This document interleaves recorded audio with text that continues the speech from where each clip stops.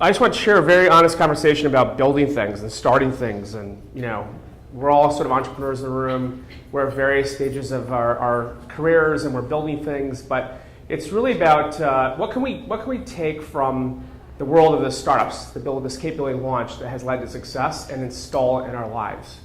And I wrote this book because my last company was going through a cross the chasm moment where we had taken a bunch of money and grew to a little under 200 employees in about 3 years and started getting really wobbly. And I was trying to figure out, I had the best VCs in the world behind us, and I'm sure that's fascinating. And we had made some huge decisions. We had all the pieces were there between talent and money and capital and things, but we're still missing a couple things that led to what we ended up selling the company in pieces a couple years later. But we had done all the things what we thought were right, but what did we actually miss? And so this book was really on the journey through crossing that chasm, trying to understand what is the difference. So as you're betting your life on your big, your companies today, what leads to extraordinary outcomes? My greatest startup are these three little guys. I have 3 sons, 4, 7, and 9, Jack, Steve, and Lucas. I've done 4 startups over the last 20 years. I've had small, medium, large exits and IPOs. I've had total soul-crushing failure along the way, which is sort of a path to credibility. Raised a bunch of money. Do a lot of angel investing, about 30 deals over the last 7 years, from Palantir and SpaceX and Airbnb to a whole basket full of failures as well. And written a bunch of books, including Start Up Playbook and the Intellectual Devotional, and do some other stuff too. And one of my favorite quotes is really about, from Elon says, is that building startups is like eating glass, right? And so you better like the taste of glass and all the things that happen inside your mouth as a result of that, because it is typically an exciting experience with lots of great things that happen in the beginning, but then there's these chapters of just grinding failure, right? And that's really where the businesses live or die, as a concept and as ideas, as a company, as a culture. And so statistically speaking, in most startups, you're basically dead until you're undead for long periods of time. You're statistically dead, and then all of a sudden things work and it succeeds. So what actually gets done to become undead as a startup? And this comes from these interviews where I went out and spent about 300 hours with 45 entrepreneurs, some friends, some friends' friends, from Elon Musk to Reid Hoffman, who wrote the foreword, all the way to the Ben Horowitz of the world, to the Sarah Blakeleys. So huge for-profits, non-profits, physical goods to digital goods to iRobot, Zipcar, all these TED, what else is it? ZocDoc, some amazing corpus of companies to really understand how do they pick their ideas and what do they do in the first 5 years not to die. And so these are some examples of the companies. You can sort that out later, but there's a lot in there to learn. But these 5-page vignettes, each one the entrepreneur and the lenses they view the world through, and the instincts that lead to that success. And so lenses lead to instincts that lead to specific impact, right? So they say you sow a thought, you create a habit, you reach a new destiny. And so it flows from the way we think, the way we act, and then we have that seeds that behavior into success or failure. And so I want to kind of give you the classic type A, just give me the 5 lenses, give me the for dummies version of how to pick how to bet your life, and start from there. So everybody in the room is typically has this burning drive to go start things, and so they just want the cheat sheet. And so this is what I'll start with, and then I'll close with some additional thoughts and advice that also is drawn from the book and some life experience. So the first thing to think about as it relates to your company or what you intend to build or what you're building is really that it comes from a place of proprietary giftedness. And so when you think about the companies that had extraordinary outcomes and those who didn't, they really were embedded in this idea of innate gift. How does a company a direct reflection of a proprietary giftedness of the founder that led to an extraordinary outcome? And so on a personal level, that means that you really can't chase white space. You really can't fix yourself and be successful. You have to find the thing that you're truly born to do and then do that. And it sounds like follow your passion, those sort of things. It's really not about that. It begins in a giftedness, which is typically around your greatest contribution. And typically your greatest contribution to others, companies, products, those sort of things. When you get outside of proprietary giftedness, whether you're trying to fix yourself, right, or you're trying to fix a space, you get outside of giftedness, and the person who wins those businesses typically is born to do it. And it sort of goes into the whole Gladwellian 10,000 hours, where if you spend that 10 years and 10,000 hours, you're probably going to be one of the best 3 people in the world to solve a problem. Make sense? And so if you think about the lenses of your ideas today, the things you want to build in the future, this is one of the most important lenses, because at some point you realize, like, you're not going to the NBA, right? We all have fantasies. The number of NHL contracts last year was 17 in the world. Okay? So think about that. Like, to do what you want to do is like going to the pros. So if you're going to go to the pros, you better be gifted, because you're not going to be, probably not going to be famous, right? But you better be, you're probably not going to be a famous rock star. These are things that were fantasies for us, but they're not things that you can build your life on. So whatever you are going to do, you have to be brilliant. Okay? This is actually a real slide. What we're talking about is seeking unfair advantage. So even in a crowded space, right, there's always unfair advantage. There's something that you can do that leads to an extraordinary outcome that others can't do. And so what you want to do is you learn through, it typically takes about 3 years to even figure out what business you're in. So that first 3 years, you're basically trying to discover the unfair advantage of your business. And while you could do everything, it really leads to this second big issue, which is around extreme focus. Turns out you can't do everything. You can't build all the features. You can't do all the services. You can't hire all the smart people. You got to figure out the one big idea. And this is where my last company got in trouble, because we raised a ton of money, we'd done a couple big strategic partnerships, and we built the most beautiful Siamese twin kid in the world. Turns out that people don't buy Siamese twins, right? No offense to people with Siamese twins that we built with great cultures and people, it really didn't matter, because it wasn't really the best in the world at one thing. And so when you think about your building, optionality actually is your enemy. More features, more functionality, more services. So doing less is a really courageous thing to do, because it closes doors. And closing doors allows extreme focus to form, which leads to extraordinary outcomes and evidence and skill and talent. It's like a vice around a big idea. So whatever is your proprietary gift that leads to that extreme focus, you can use things like lean startup and other tests to be able to run down dark alleys very quickly. So it's designed to really to study, test, validate, and quit things. So you can get to moving all of your resources into a single place, because in that single place, as you can tell from Reed, is your biggest idea. And so even today, when I'm building this company, which is primarily a service company that's software enabled now, it really was just, I wanted to sit myself in a place in extreme pain for big customers who happen to be rich, right? So it turns out it's easier to build a business with customers who are big and in pain and rich. It's going to be a good place to start. But just living in their ecosystem and trying to understand what exactly is their pain takes time and energy and money and focus. So if I was, wanted global domination out of the box and was too wide in my focus, I actually wouldn't be able to be present enough to try to understand what's really going on here. What am I truly solving for? And I can't solve for everything. So focus and execute on your biggest idea. Our job is to find the biggest idea in our journey. And so this takes patience. Turns out it takes a long time. And like I said before, my experience has been about 3 years to typically even know what business you're in. So you rush out of the gate, lots of success, lots of money, lots of PR, you win the kind of intellectual air war, the marketplace air war. But that money and that time and energy can be focused on solving the big problem. What exactly are we born to do to win with extreme focus? What are we going to do less but gain more from? So number 3 is, and this is common in the VC world, is to build painkillers and not vitamins. This is a fantastic lens that vets and destroys bias, right? So how many people took vitamins today? Raise your hand. This is like the healthiest group ever. Usually one hand usually goes up, right? That's like my money question. So so you're healthy, but it's still not a majority. But the point is that vitamins are typically elective. Painkillers are chronic, malignant, growing, fatal.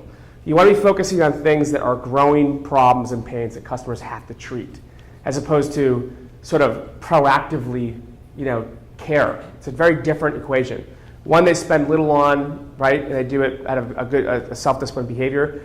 The other one is they'll pay an extraordinary amount on, and they'll do it because of need. And it's a way to take your idea and discover, sort of look at a lens and aim and say, how do I take this innate gift, this proprietary gift with extreme focus, and focus it on something that solves a big customer pain, right? Not something that's elective, not something they can live without. And it's very critical because to test this, you have to have perspectives that are actually very close to the idea and very far apart. You've heard this, the mom test or the dad test, where if they could understand it, anyone could understand it. And Jay Walker, who's the founder of Priceline, talks about this a lot, which is if I can get validation between someone who's very, very close to the problem and someone who's very far apart, I probably have something people recognize as a global problem, right? A global pain that's big. And so testing these things on strengths of a spectrum is very important. And so what's the instinct here is chronic pain. I want to be dealing with marketplaces that are big, huge, and I'm building a painkiller. Something that you can't turn off and is needed every day. So the things that can flow through that lens, right? Innate gift, proprietary giftedness, with extreme focus, they're a painkiller. I would bet you that I bet 90% of the ideas in this audience today would go away. Because of need, because of talent, literally would just vanish and no one would care. Not only because of those issues, but also because of what they're becoming. Are the businesses evolving to solve a solution through those hurdles, through those lenses? And so our journey as entrepreneurs and startup people is actually to solve that, because they're hard to solve initially, but they are on a trajectory where those things have to be true to build huge scale. But once we get to the execution phase of this, things get actually harder, which is this test, which is of the things that pass through that lens, what can we actually build that's truly 10 times better than anyone else in the world? Again, even more extreme focus. We don't want things that are incrementally better, things that are 1 or 2 or 3 times better than our competitors, because ultimately they're perishable. More features won't solve the problem. More services won't solve the problem. Because eventually, either someone will add the features, or add the services, or add a personality, or some element to that, and the advantage will go away. So of the things that you can pour into the company, you have limited resources, and you have vials of time, energy, or strategies. How are you pouring your energy and time and life into the things that you actually have unfair advantage that leads to an execution of 10 times better? Because if you sold the company for assets, which happens, right? The value of that asset as a company, if you strip away the talent and revenue, that's the piece that actually creates the value for the customer, and you can see sort of the cold light. Elon talks about this, which is to find those things, you have to deal in first principles logic. So how do you discover that? What's the X-ray for those 10 times better things? He was, 2 quick stories about him, well 3. One is one of his best friends in college is a guy named Adeo Resi. He's a very close friend of mine. You know, and he's worth $9.5 billion today, but 3.5 years ago he was on Adeo's couch with nothing, having spent $450 million with 5 kids across 3 companies, and basically went to 0 and back. So why does he do that? Because he knows what he's building, right, passes through those lenses. And he also works in a view of the world through first principles logic. So example of this is that he was on the phone with, I think, a CNN or some reporter about a year ago who was backing all the shorts who were shorting Tesla. And they're saying basically, we don't believe you can take a battery from a 600 kilowatt hour cost to a 300 kilowatt cost over the next 3 years to make Tesla scale.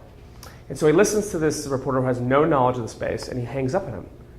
It's a waste of time even try to debate with this guy or a girl.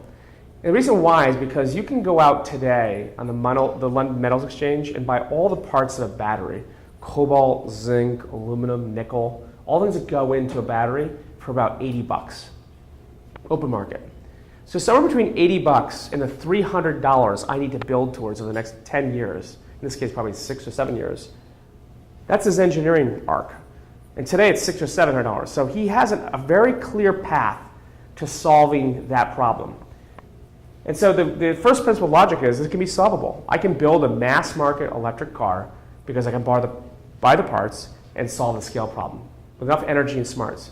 So a year later, he launches what you guys know is the Gigafactory, a $5 billion factory sitting in Nevada, which is going to produce a $300 kilowatt battery. So the point is, within the laws of physics, but a lot around first principle logic, we can do things that seemed impossible because they're logical, right? And so this is an example of the type of thinking when you're betting your life on something. If you pull it apart into its little parts, it actually can become true based on your execution around 10 times. Can you make it 10 times better? In this case, it's about making a battery better. The car business, it's really two businesses in one. The way he views the world is through radical differentiation. So how do you even achieve that type of view of the world, which is don't spend a lot of time in the middle of your industry. Unless it serves your BD goals, hanging around with all the talking heads and rubbing pennies together of incrementalism is basically a path to nowhere. Being a radical outsider who views the world differently, who views it on a first principles logic buildup, is a huge advantage. So being an outsider to your space is actually not something to fear. It's something to understand. You should know what's going on, but you don't need to suffer from the cynic comparison on your competitors or even the marketplace. It's really about taking energy and focusing on the customer problem and betting on that with focus. That's where the growth lives, not in other places. And maintaining. I mean, I've suffered from this in the past, which is a pathological optimism. I think it's important to be optimistic because it's so stupidly hard to grow and build things that you would be a little nutty to do it. But being a rational optimist is a good place to be, somewhere between, shrewd and pessimistic, and over the top excited about what you're doing. There's a happy medium between those two things. The fifth lens. And this was a surprise to me because I really didn't know this going into building this last company, was the instinct to be monopolistic. So how do I put my hooks into a customer so they can never leave?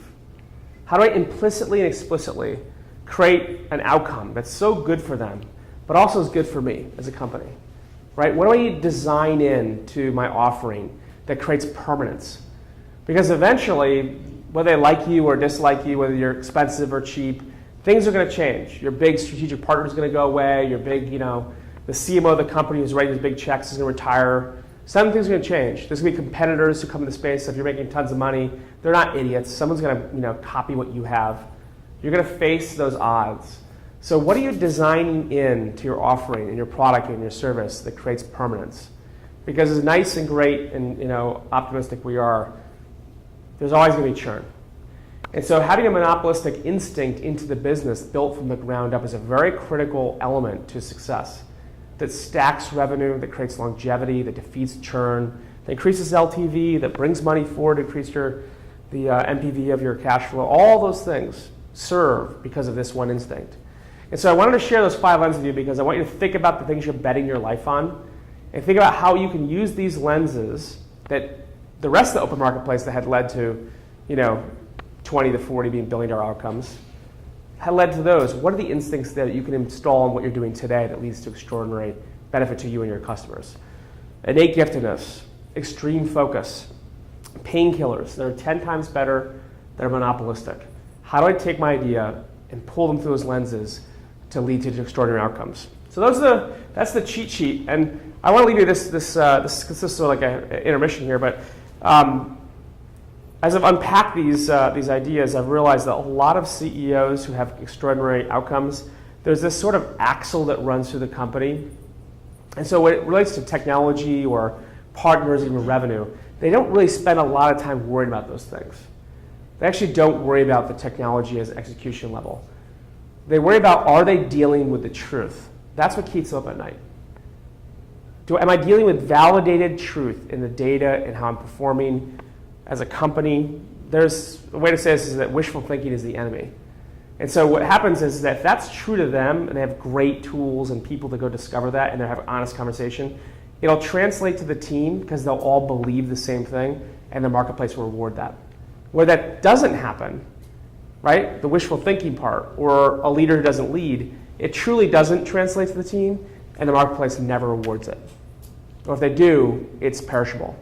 And so as you unpack these things, you can discover a lot about yourself, but you can discover a lot about the quality of the company you're building in that regards. So I want to kind of move on to some other questions here. So I've been working with some big companies who have their own startups, and we're building a software-enabled service to help on validation. We're growing pretty quickly. But I've been thinking a lot about sort of looking back at my own career, but also I do a lot of angel investing.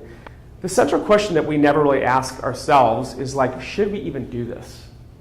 right? We believe it's a big idea, we believe it's a right place, but we don't really ask the question, should versus can. And it's really a good experiment to go, treat your businesses and treat these ideas like they're a test, and go find out if that's actually a good idea. How can you actually go no? How could you take 90 days of your life and figure out, should you even do this? Before you sort of like cross your fingers and kill yourself and spend all your money and take your family on a journey that maybe they didn't sign up for, which I've done with 3 kids. So the point is that it's an important way to think about your business. It's an important question to ask. And it turns out there's a lot of ways you can go test these things. If you've not read Eric Ries's book, The Lean Startup, he has fantastic methodologies for creating MVPs and going and actually validating the customers. You could kind of steal the business law of Bloomberg, which is, ask for the check and shut up, right? It's a great test. I want your business. Make a compelling offer and then stop talking and see what customers do. It's one of the best tools I've ever had because it leads to about 50% closing rate. It's a great shot, but if you don't get to that point, if you don't have something to experiment with, you don't evolve the model because you're so determined to make what you have work, you forget the fact that you need to build these things from the inside out, right? So I want to talk about a little bit some of the impact of this stuff. As I described earlier, the dips, the grinding failures, this is mostly where the company experience in startup exists, right? We have these moments, we ask the should versus can question, we get a yes, and then most of the time is spent building. And so we want to be able to reduce the cost and the speed and the pain of failure, but success is a bad educator, and we have to spend most of our time here writing down the dark alley super cheap to identify what we need to become that leads to product market fit and grow. And so how do you do that? One is you have to talk to customers, as it turns out. So this sounds like, this is not so obvious for big companies, it's more obvious with startups because they have your economic oxygen. But as you get bigger, we actually try to go take our idea and sell it, right? We've all been at a side table where we take our idea and we're going to sell the crap out of this thing until someone buys it, until it becomes true. When the truth is, we should actually go back and try to think about things from a total addressable problem perspective. And it's a huge shift. So it's sort of like being able to see matter from dark matter. Matter is like the total addressable market, in a space. Today there is, so David, what's the total revenue in the ad business and social today? Like 10 billion, 20 billion? Some big number. So that's what we can see today. And of that number, what are the fees that go to like platforms and service companies? 10% of that? Yeah. The revenue there is so much bigger than the ad spend, so it's like what gets tracked is a small part of it. Right. So whatever that basis is, that's what we can see today in the total revenue. That's the total addressable market. So you would say, hey, if I can get 1% of marketplace, I can build a great company in blank.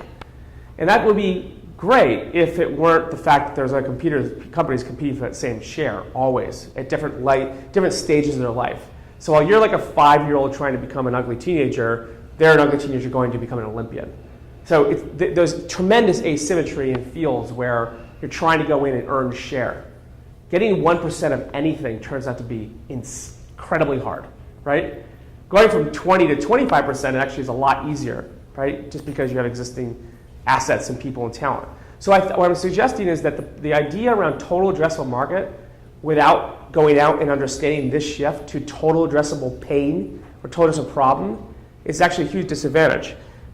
The example of this is in total addressable market, which is the matter we can see, is sort of like an unsure basis, but the total addressable pain are things you can actually redraw. And what happens in the way to describe that is actually you have to go live with customers for a long period of time. The example I have of this shift from TAM to TAP in this concept is a friend of mine who started a medical device company actually in DC. And so he had some infection like 10 years ago, goes to the hospital, true story, and he's one of the nurses as he's healing for like a couple weeks. And he realizes that they're out there, applying the same data to 4 or 5 different terminals. So he goes in after he heals and he moves into the hospital. He gets like nursing garb and he literally moves in and he starts coding. And he's a bit of a wacky guy. He has like crazy hair and he's sort of like on the spectrum. He's a fascinatingly brilliant guy. And so he moves in, he lives with these nurses for like 6 months to the point where they want to kill him. Okay? And what they tell him after 6 months is they're like, Chev, if you could just give me a button, okay, that does this and just leave, right, we'll pay you anything. So he builds a button. So he built all these features, he coded, he had teams going, trying to solve all this API symmetry problem across these, and he just said, you know what, just give me a button. And the business went from that to $100 million in 7 years with a couple hundred employees because he lived in the problem.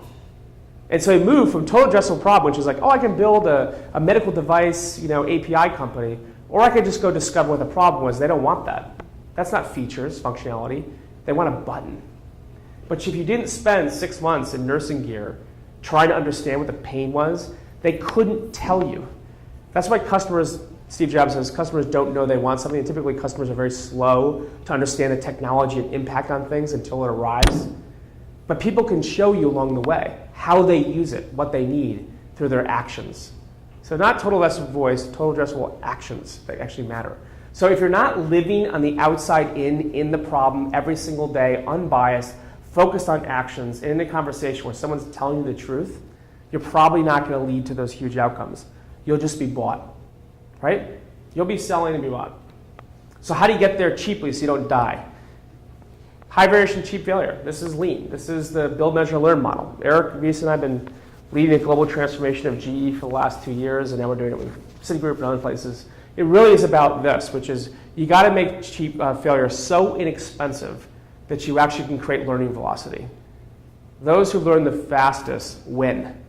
So the more stuff I build, the slower I go. I don't need to build software where I can create a brochure that represents the software. I don't need to build a prototype if I can go show something that's on the cheap to someone so I can create iteration that actually helps me actually get to a top line growth in the conversation that tests the idea as fast as you can. It leads to an incredible unbiased view of the world. Net new learning. We all come into these businesses with expertise and experience that we think is an advantage. And I'd argue that a lot of it actually might be a disadvantage. Because our biases that must be true in our previous jobs and our previous roles actually don't translate to building net new things. And so what I encourage you to do is to take the things probably about 13 months back and expire the data set. See, I'm not going to believe anything I believed past 13 months past, but I will believe maybe a forecast of 3 years, but that 4-year window is a place of learning safety of which I can expire my data set and relearn all the things I assume to be true, which I can now validate. And so I encourage you to really rethink your assumptions in a very unbiased way so you don't suffer from the addiction to being right. You don't want to be right, convince when you're right and die. You just want to be able to find a mechanism to get to the truth so you know what to build. I've talked about this a lot, but this kind of 3-year curve, a lot of companies, I've experienced this in 2 of the 4 companies, where we had fast out of the gate growth, right? But what we made a mistake on is that we didn't realize that the true growth in the company was actually a force that was outside of us for good and bad consequences very often. So the point is that a lot of the destinies of your companies and your ideas almost have nothing to do with you. When I asked the question to the entrepreneurs in the Start Up Playbook, I said, what percentage of your outcome is just good fortune, timing, and luck? What do you think the answer was? Who thinks above 50%? Above 75%? 80%. Across the board. They're like, listen, we're smart, we work hard, I get to hang out with the PayPal Mafia, it's awesome. But okay, there's insider baseball there, but it really is, there's a tremendous amount of good fortune, and you make your own luck, but there's a lot of things about this chart that matter a lot, which is very often the reason why you're successful is because you have enough elasticity and enough imagination to see what's really driving your marketplace and bolt yourself to it, or jump to it. It's search to social, it's desktop to mobile, it's electric, it's solar, whatever it is, it doesn't matter, right? The point is that it's a force that's greater than you, and it's not about being right, it's about winning, and you have the ability for your team to reset your assumptions and allow that force to pull out of you what is supposed to be great, what you're trying to solve for. So if you're not growing fast and you're struggling, maybe you're not really thinking about the things that actually define the space. You got to back up. And I argue this because as a CEO from companies as small as 10, and I've had employees up to 500, 600, when I ask myself how much time in the last month that I schedule to think strategically about my business, about that curve, the hours were typically in single digits. And I bet you about 80% of the room has had spent zero time this last month betting your life on something, trying to figure this out. And I'd say it's probably the most important thing in your job as the founders and CEOs of these companies is to figure those things out. And because of those curve jumping things, you're going to face some important decisions on growth and also important decisions on talent. I've turned into this in some of these businesses sort of like even though I have my own company today, it's growing up again. I've done some very interesting things where I feel like you ever seen Reservoir Dogs, the wolf, the Harvey Keitel guy? So I feel like I'm going in these crazy situations, and I've realized this is existential question about like, hey, why do we spend $500 million and these ideas don't work? And I've realized it's basically three things. The first one is talent. Most of the reason why these big bets don't work is basically commercialization talent. So it's really not a technology problem. Maybe there's 20% of the risk is technology execution, but most of it basically is commercialization, business model innovation, that second curve. And also decisiveness. So when it goes bad, how do you fix it? How do you build out, right? Which is what this chart is. And the second reason is they fail totally consistently is because they're technology in search of a problem. They really are the vitamin thing. We made something, I know it's great, I'm going to go find a customer to sell this to. That's the exact opposite of how to build this stuff. And the third thing is just premature scaling. Too much money too fast. So I've been on the cheap side of that and the super rich side of that, and premature scaling actually limits options. Because once it sort of grows up in your one direction, right, you lose the elasticity to sort of unsell the dream and move the business or pivot. And so having that conversation about how fast are we getting into one direction when we have other opportunities, again, that we need to test, how do we actually create the elasticity so that we can jump to those curves that are pulling out of us? In the same sense, around the talent piece, is that we're going to make decisions that are failures, some are successes, but when you don't make them decisively, when you have short periods of time to run, 12 to 18 months, it actually costs you something more than just time and money. It's really about looking at the things that are changing in your marketplace and indexing your decisions against them. So this hard line is really a reality. We launched a product, it's going to grow slower. I started my own company, it's going to take years and not months. I hired someone and they're the wrong person. And that's just so scary because you don't really realize that by the time you get someone in your business, it takes 6 months. They're the wrong person, you take 90 days to fire them, then hire a new person, it's a year. And a year is lights out in the startup world. That's a year of your life. So we have to make nearly perfect decisions in a couple of places, but when we make them wrong, you have two approaches. I can go slowly, incrementally into them, right? The cuts, the change, et cetera, or the change in strategy and test it. Or I can make a hard index and build out of it. And the reason why you have to make very often these decisions which re-index the whole business against some very clear truth is because this time and money in the middle of this gray area is the future that your people are betting on, you're betting on. It doesn't apply everywhere, but it's an important little example of how to think about some of the decisions you're making in your growth. So I want to share these last couple things around the psychology that leads to these extraordinary outcomes. And I've discovered this in both my own investing, but a lot of these conversations, which is, this comes out, if you have not read this book, I really encourage you to read it. It's called Top Dogs by Per Bronson. He's written a bunch of books like Bobo's in Paradise, and he's an amazing writer. But he wrote like a Freakonomics for team leadership type of book. It's amazing. Anybody read this, by the way? It's awesome. It's a crazy book, right? But he talks about the behavioral psychology of success or failure in these big companies or even small companies. And it really wraps around, he uses sports as an example of this behavioral economics. And he calls it the psychology of playing to win versus just playing not to lose. So if you go into a sports contest and you have to win the game, you're playing just not to lose, right? You're trying to make it to the playoffs, or it's a shootout at the end of the game and you have to win the game, right? So very different, economic and strategic consequence whether you lose or not, or you win or not. But if you actually go into the game tied 0-0, or you're up, you're playing to win. You have nothing to lose. But in tied score games like hockey or soccer, they go into a shootout, right? You're probably familiar with the World Cup. 5 shots each. It's a perfect test. 12 yards from the goal, 72-yard target, and typically they kick the ball around the same speed. So it's a near perfect experiment in a beautiful game. And I played lacrosse growing up. I liked soccer, but lacrosse is truly the most beautiful game, of course. And so the first striker in each of those instances has an 85% chance of scoring. So it's like a perfect experiment. They both have almost an equal chance of setting themselves up. So if you score or you're tied 0-0, the probability that next shot and the following 4 you score, if it remains 0-0 or you go up by a goal, goes up to 92+%. So the point is that success begets success. The downside is if you go down by a goal, 0-1, the probability you score collapses to sub 60%, which basically means you're screwed. You can't grow. You can't win. So the point is, one is playing just not to lose. They have to score win. I have to close this deal.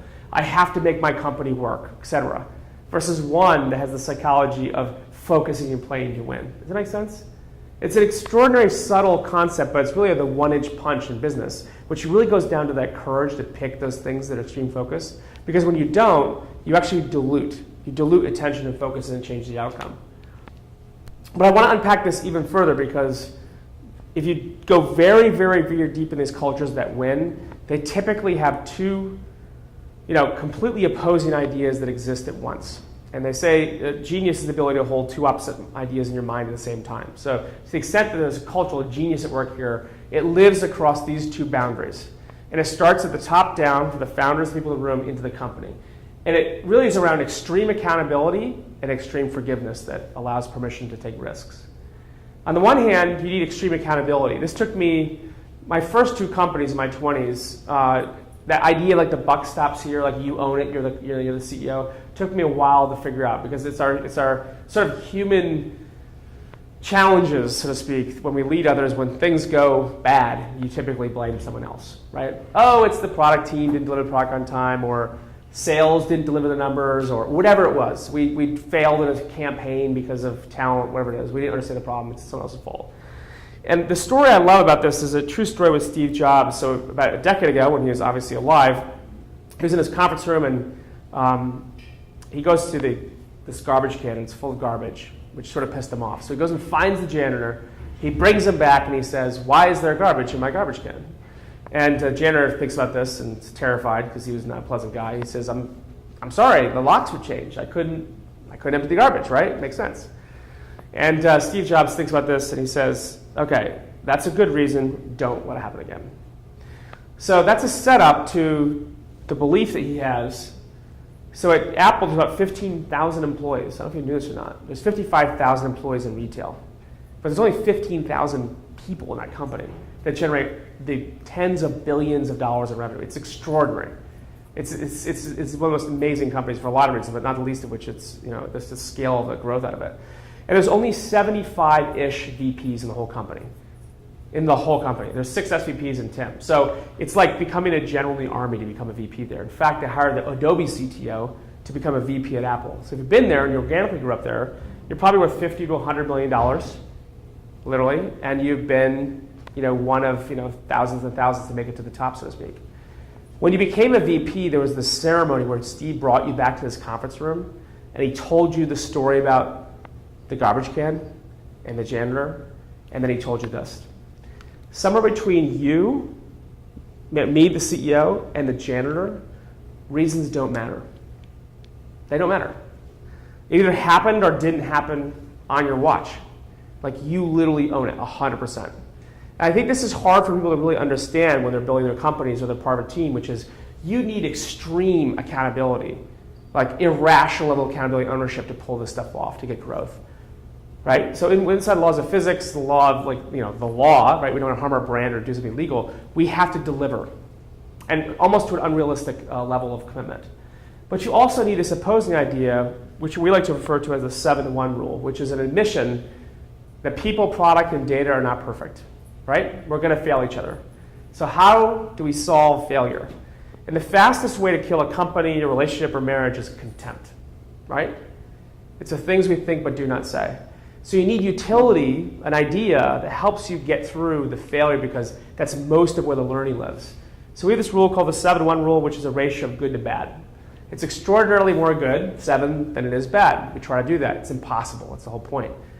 The point is that when we fail each other, and we will fail each other, we can deal with it because we know we're forgiven, and we can deal with the problem aggressively, and we can move through it with wind at our back.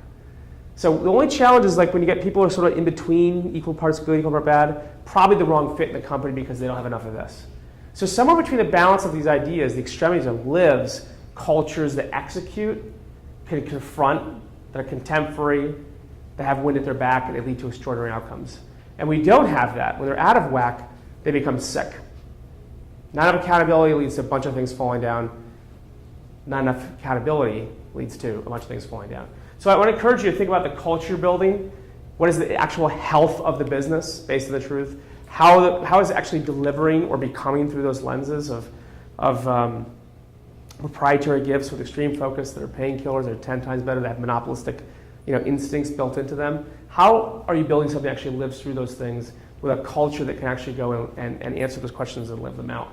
I'm from New York, right? I'm sure a bunch of you guys are too. And I think it's wonderful because it's a huge market shift for people who actually make things. They have purpose because they're not zero-sum players. They're sort of makers and not takers. And I think there's an evolution of the marketplace that's rewarding disproportionately people based on contribution.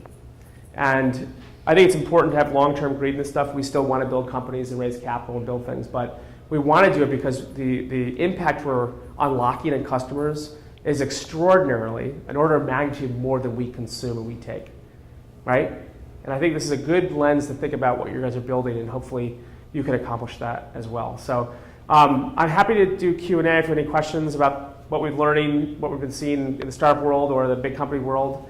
But I'm glad you're here with Chris and building and learning. I'm just grateful for the opportunity to talk about some of these own personal experience. So thanks. Any questions, any thoughts? Yes. I have a question on the 7 to 1. Yeah. I think whether it's a startup or you consider yourself an entrepreneur in a big company, Yep. you always have all these priorities that is coming straight at you, and you're trying to say what is important to the company. Anything on big companies and the ability to, what would you advise? Yeah, this is a very hard problem when we're focused on Bionic. So we've built we call it a growth stack, talent, EIRs, methodology. We built Eric Rees. We have software and technology that actually sort of like a Bloomberg terminal for the growth. And we have space. We built a big space with Steelcase in New York. You need a lot of ingredients to actually make this work, but the number one thing you need to have is mandate from the CEO. So I only work with the CEOs of the company. If I can't get a Jeff Immelt or very big CEO behind his businesses, it's not worth it. It's too hard. It's just you're fundamentally at two wars. You're at war with a company and you're at war with the marketplace.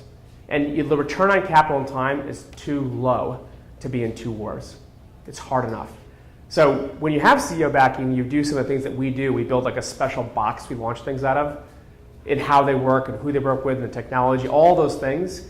You have you have an advantage that's not unlike a startup would in a venture capital backing, primarily because you can get through the ugly teenage years better with a big company than you can in the venture capital world, because the venture capital world is extremely unforgiving.